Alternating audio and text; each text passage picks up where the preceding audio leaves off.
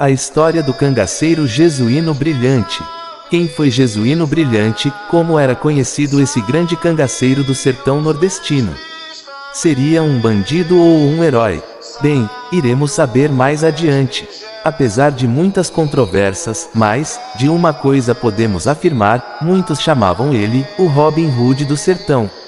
Jesuíno Alves de Melo Calado, mais conhecido como o cangaceiro Jesuíno Brilhante. Ele foi um cangaceiro brasileiro, e considerado um dos precursores do cangaço no Nordeste brasileiro. Seu pai se chamava João Alves de Melo Calado.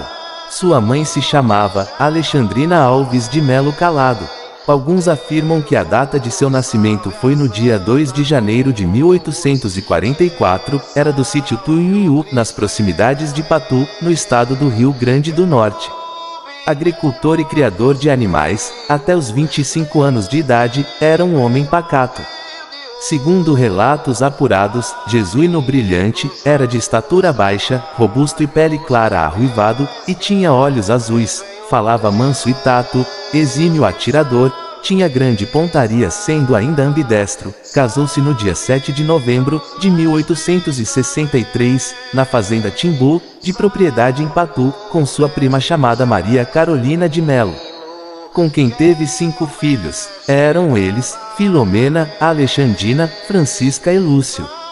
Jesuíno era um verdadeiro Robin Hood do sertão, roubava dos ricos para distribuir aos pobres, tendo como fato que durante as grandes secas que assolava o sertão nordestino, em 1877, uma das mais catastróficas da história, ele e seu bando saqueavam os comboios enviados pelo governo transportando alimentos, distribuía aos flagelados a seu critério, era aquele que protegia as donzelas ultrajadas, fazendo casamentos, principalmente de filhos de poderosos que abusavam das filhas dos sertanejos humildes, achando que não seriam punidos ou obrigados a casar.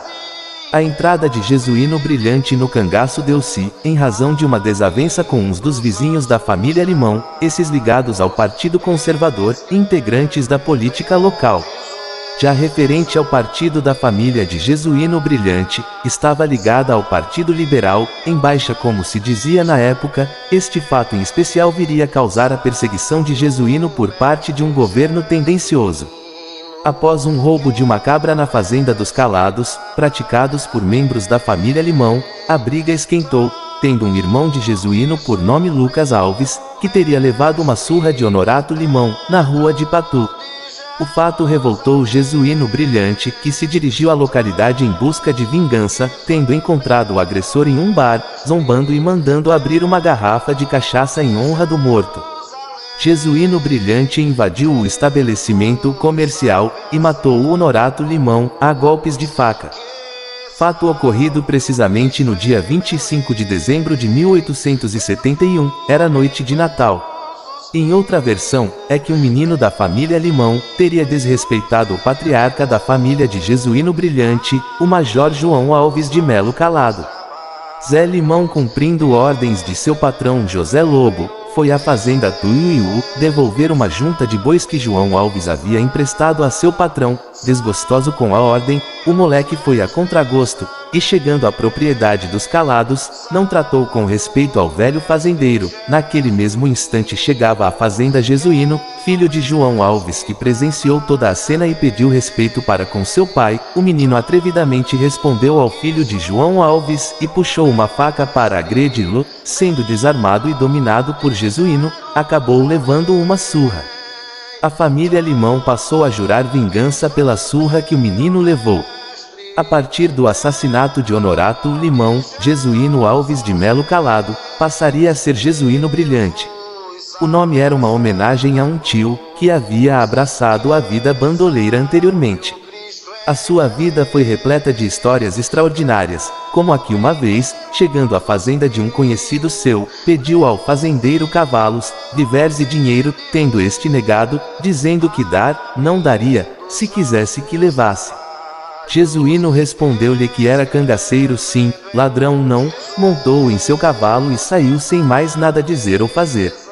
Outro fato famoso de sua vida bandoleira se deu na invasão à cadeia de Pombal, na Paraíba, com o intuito de soltar seu irmão Lucas Alves, que estava preso naquela cidade. Segundo relatos, o motivo da invasão foi porque o irmão de Jesuíno teria se envolvido em um assassinato em Catolé do Rocha. Lucas Alves foi preso e levado para a cadeia de Pombal. Jesuíno Brilhante, ao saber que seu irmão estava preso, resolveu resgatá-lo. Lucas Alves estava preso com 50 criminosos juntos, quando a notícia saiu que o cangaceiro Jesuíno Brilhante iria invadir a cidade de Pombal para resgatar o seu irmão. A população ficou apavorada, porque todos já sabiam da fama e valentia que Jesuíno Brilhante tinha dentro do sertão nordestino.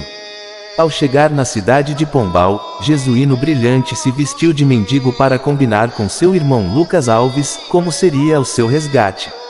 Justamente o comprometido foi cumprido. Às 2 horas da madrugada, no mês de fevereiro do ano de 1874, em uma quinta-feira, o bando de Jesuíno, composto de 8 cangaceiros, invadiram a cidade de Pombal, sem dar um tiro sequer. Ouvi tiros da parte dos 3 volantes que estava de plantão na delegacia, mas ao saber de quem se tratava ficaram com medos. Foi então que o irmão de Jesuíno Brilhante falou para os guardas que estavam de plantão.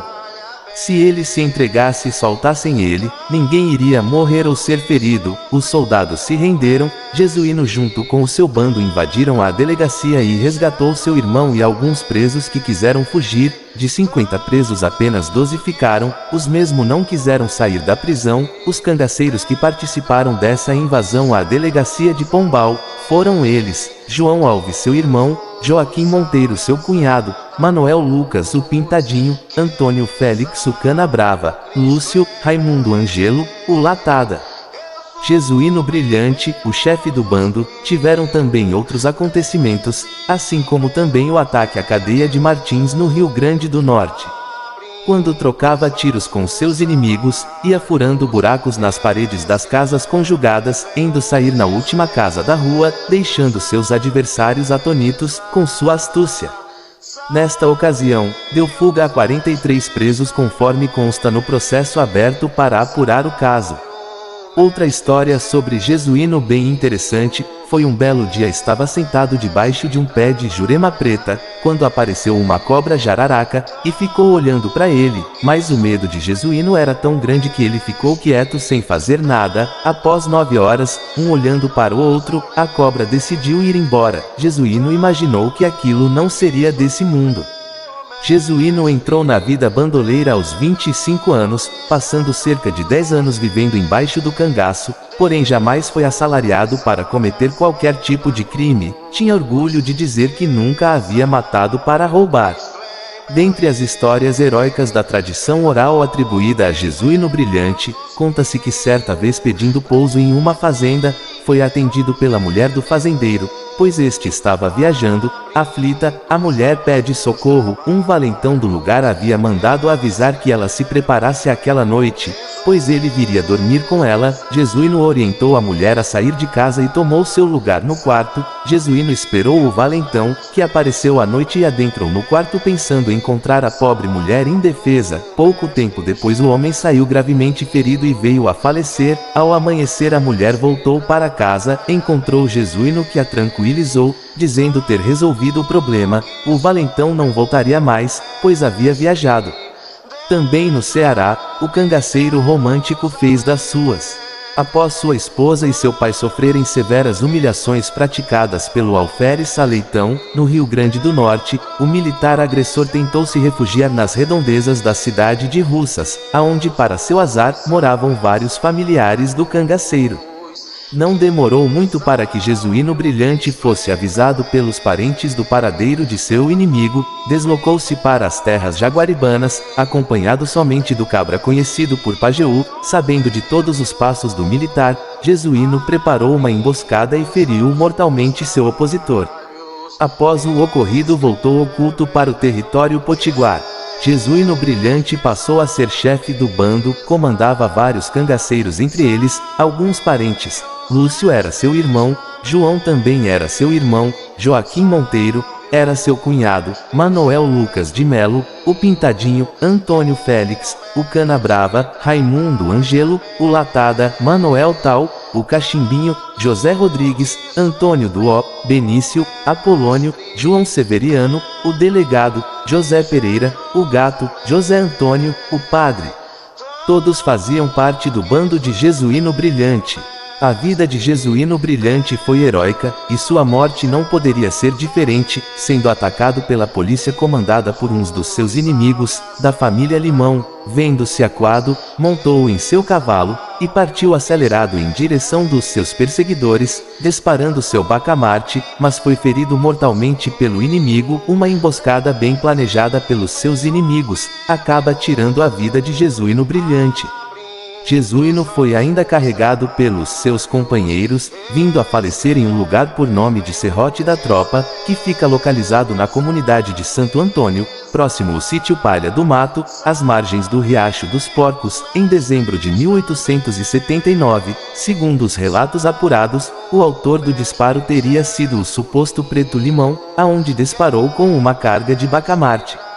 Os relatos confirmam o mesmo local aonde ele foi enterrado. Anos depois, seu amigo, o médico Francisco Pinheiro de Almeida Castro, exumou o esqueleto, levando a caveira para Mossoró, daí para a cidade do Rio de Janeiro, de onde não se sabe hoje seu paradeiro. Cangaceiro Jesuíno Brilhante. Fontes e pesquisas: Ângelo Osmiro. Por Juremeiro Canindé.